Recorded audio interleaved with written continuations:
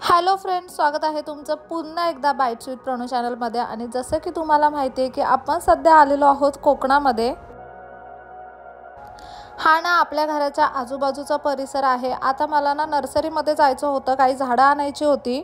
अगदी सुंदर असं वातावरण झालेलं होतं आणि आपण इथे ना आज लोट्याच्या नर्सरीत येऊन पोहोचलेलो आहोत। गेल्या वेळी मी जी झाडं आणलेली ना ती चिपळूणच्या नर्सरीमधून आणलेली। लोट्यामधल्या नर्सरीमध्ये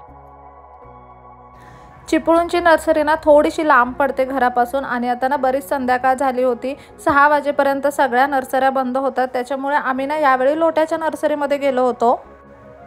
चिपळूणच्या नर्सरीचा ब्लॉग ना मी ऑलरेडी चॅनलवरती अपलोड केलेला आहे। तुम्हाला जर ती नर्सरी बघायची असेल ना तर डिस्क्रिप्शन बॉक्समध्ये मी व्हिडिओची लिंक दिलेली आहे। आता ह्या नर्सरीमधून ना मला बरीच सारी झाडं घ्यायची होती। अगदी मोठी आहे ही नर्सरी सुद्धा। सकाळी 7 वाजता नर्सरी उघडते आणि संध्याकाळी ना 6 वाजेपर्यंत नर्सरी बंद होते। तशी ना नर्सरी 8 वाजेपर्यंत चालू असते, पण 6 वाजेपर्यंत ना इथले कामगार असतात, त्याच्यामुळे तुम्हाला जर मोठी झाडं वगैरे न्यायची असतील, ती गाडीचे तिकीट वगैरे टाकायचे असतील तर ती लोक टाकून देतात। पण 6 ते 8 नंतर मग ती झाडं तुम्हाला स्वतःला उचलून वगैरे गाडीच्या डिकीत न्यावी लागतात। खूप जास्त प्रमाणात रोपं किंवा खूप जास्त प्रमाणात झाडांची खरेदी करणार असाल ना तर संध्याकाळी 6च्या आधीच इथे या। आता तसं मला ना आंबा, नारळ, काजू, कडुलिंब अशी बरीच झाडं घ्यायची होती। सगळ्यात पहिल्यांदा ना आम्ही आंबा बघायला घेतला। आता इथे आंब्यामध्ये सुद्धा बरेच प्रकार होते। रत्नागिरी हापूस होता, देवगड हापूस होता। मी ना ऑलरेडी रत्नागिरी हापूस लावलेला आहे आपल्या घराच्या इथे, त्याच्यामुळे आता यावेळी आपण देवगड हापूस घेणार आहोत। आता ही जी झाड आहेत ना ही अगदी रोपं सुद्धा तुम्हाला भेटतात किंवा मग 3 वर्ष 4 वर्ष तयार केलेली झाडं सुद्धा तुम्ही घेऊ शकता। रोपं घेतलीत तर त्याची किंमत कमी असते, थोडी तयार झालेली झाडं घेतलीत तर त्याची किंमत थोडी जास्त असते। आता मी ना यावेळी सगळी तयार झालेली झाडं घ्यायचा विचार केला होता, त्याच्यामुळे आम्ही तशा पद्धतीची झाडं बघत होतो। हा ना देवगड हापूस आहे आणि बऱ्यापैकी मोठं हे झाड झालंय, तुम्ही इथे पाहू शकता। साधारणतः 700 रुपये ह्याची किंमत आहे। 3.5-4 वर्षाचं हे झाड आहे आणि आता ना 4-4.5 वर्षामध्ये हे झाड तयार सुद्धा होईल। तुम्हाला जर कोणत्या झाडांची बागायत करायची असेल ना तर ती सुद्धा तुम्ही करू शकता। अगदी भरपूर प्रमाणात खूप व्हरायटीमध्ये इथे झाडं आहेत, फुलझाडं म्हणा, फळझाडं म्हणा।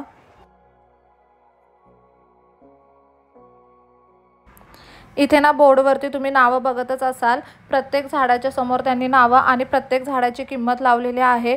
अशा पद्धतीने रोपं सुद्धा आहेत, इथे भरपूर रोपं आहेत। रोपांची किंमत अगदी 20 रुपयापासून स्टार्टिंग आहे।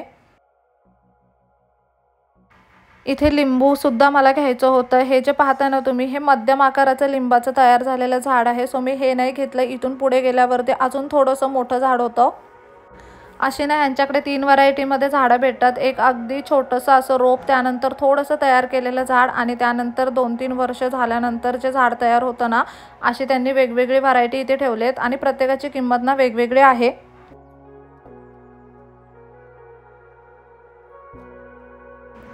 इथे ना आम्ही आता लिंबाचं झाड बघत होतो।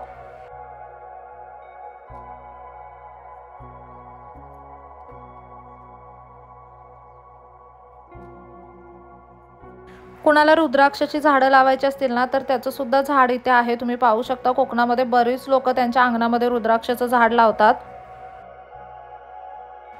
त्यानंतर मी इथून ना साधारणतः 3 ते 4 वर्षाचा तयार झालेला देवगड हापूस सुद्धा घेतला। ऑलरेडी ना आपण एक रत्नागिरी हापूस घरी लावलेला आहे, त्याच्यामुळे म्हटलं यावेळी देवगड हापूस घेऊन बघावा। तुम्ही छान छान अशी फुलझाडं घेतलीत ना तर त्यांची रोपं लावण्यासाठी तुम्हाला मस्त अशा कुंड्या वगैरे हव्या असतील, मातीच्या किंवा चिनी मातीच्या वगैरे, तर त्यासुद्धा इथे अवेलेबल आहेत। सिरॅमिक कुंड्यासुद्धा आहेत।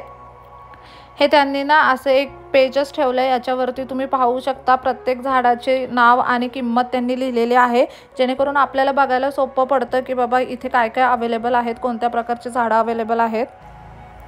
त्यानंतर ना मी एक नारळाचं झाडसुद्धा घेतलं। त्यानंतर आपण काजू घ्यायला आलो होतो।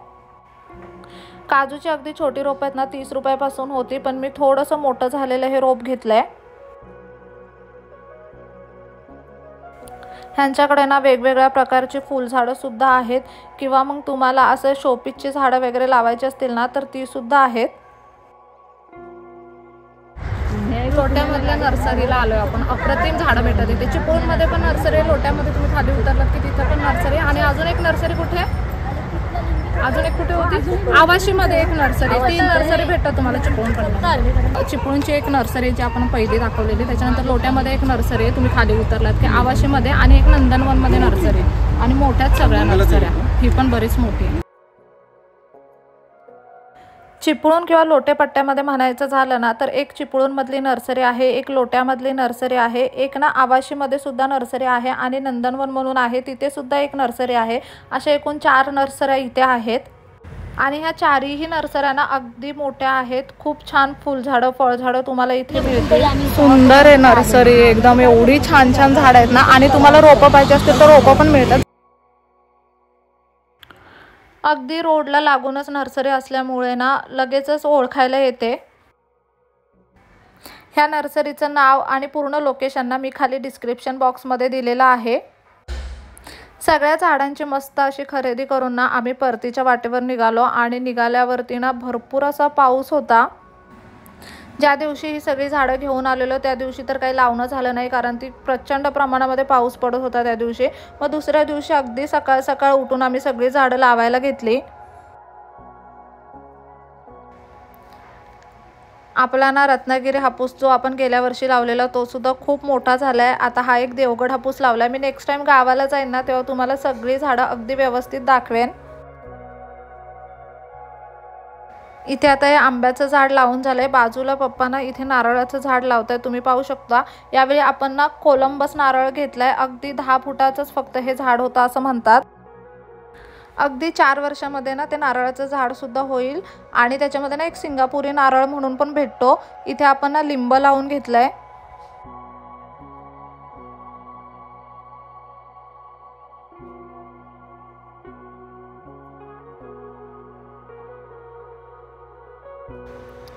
त्यानंतर इथे ना आपण काजूचं झाड सुद्धा आणलंय, ते सुद्धा लावून घेतलं. आता जर हा काजू जगला ना तर आपण अजून काजूची झाडं आणून लावूयात. अशा पद्धतीने अगदी मस्त अशी ही सगळी झाडं लावून घेतली. जांभळाचं झाड ना मी पुण्याहूनच नेलं होतं, ते तुम्हाला होम टूरच्या व्हिडिओमध्ये बघायला भेटेल. ते सुद्धा लावून घेतलं. खूप छान झाडं भेटली, आणि ना खरंच खूप छान होती लोट्यामधली नर्सरी सुद्धा. मजा आली. झाडांची खरेदी करायला नेहमीच मजा येते, आणि नेहमी नर्सरीमध्ये गेलं ना की वेगवेगळ्या प्रकारचे अजून झाडं आपल्याला माहीत पडतात, जी कधी कधी आपण नावंसुद्धा ऐकलेली नसतात. पण ना ही लोट्याची नर्सरी सुद्धा खूप छान आहे. मी त्याचं लोकेशन ना डिस्क्रिप्शन बॉक्समध्ये दिलेलं आहे. तोपर्यंत आजचा व्हिडिओ कसा वाटला ना मला कमेंट करून नक्की सांगा. चला तर मग नेक्स्ट व्हिडिओमध्ये भेटूया. तोपर्यंत मस्त खा, भरपूर फिरा आणि आनंदी राहा.